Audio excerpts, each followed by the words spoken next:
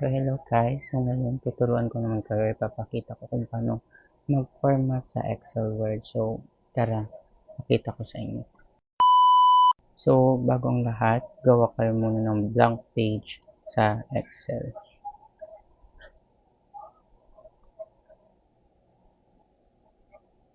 So, punta tayo sa column B. Maglagay tayo ng mga ingredients. So, kunwari gagawa ka ng tuna sandwich. So, ano nga ba yung mga kailangan? Siyempre, kailangan ng sandwich.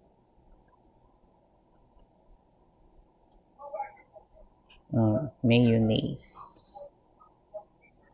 tuna, sibuyas,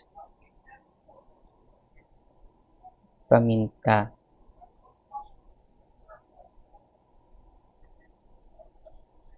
asin, lettuce, sugar,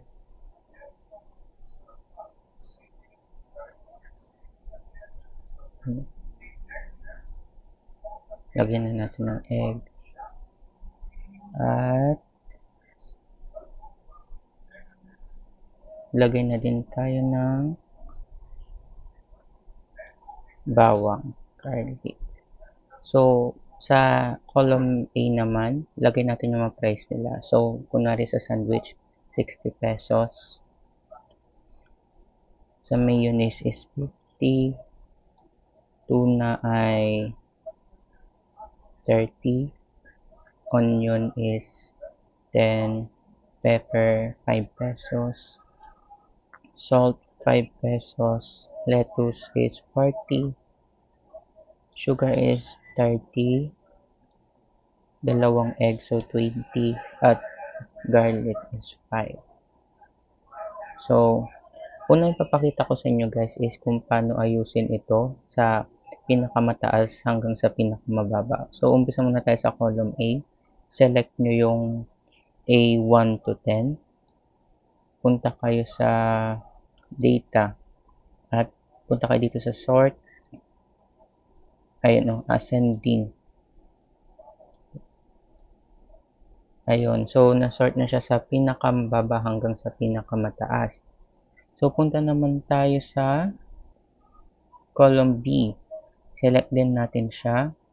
So, arrange natin siya into alphabetical sequence. So, ascending, continue with the current selection, and sort. So, naka-arrange na siya from letter A to Z. So, nung una yung E, G, L, M, A, O, P, S, and T. So, yun nga. So, ngayon naman, tuturuan ko kayo kung paano mag-add. So, kung gusto nyo i-add yung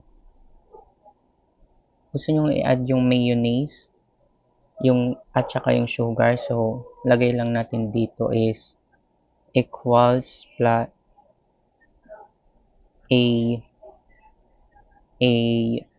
yung sugar is A9 plus yung mayonnaise is then A4, so equals is 60. So 50 plus 10 is 60. So proceed naman tayo sa subtraction. So kung gusto niyo i-subtract yung tuna or yung 60 pesos sa 20. So ganito lang 'yan. Equals ulit A10 minus 20 A5. So 40 pesos. So mag-multiply naman tayo. So equals A8 and is A7. So 30 times 40 is equals to 1,200. So division naman tayo. So equals A9 divided by A5 ulit.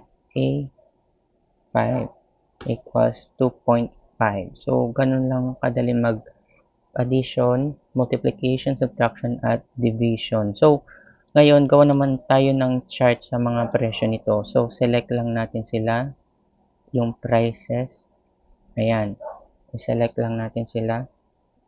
Punta ka sa insert. May makikita kang chart dito. So, pipili ka na lang kung anong gusto mong chart. Meron tayong column, line, pie, bar, area, and so on. So, gagamit tayo ngayon ng column. Ayan.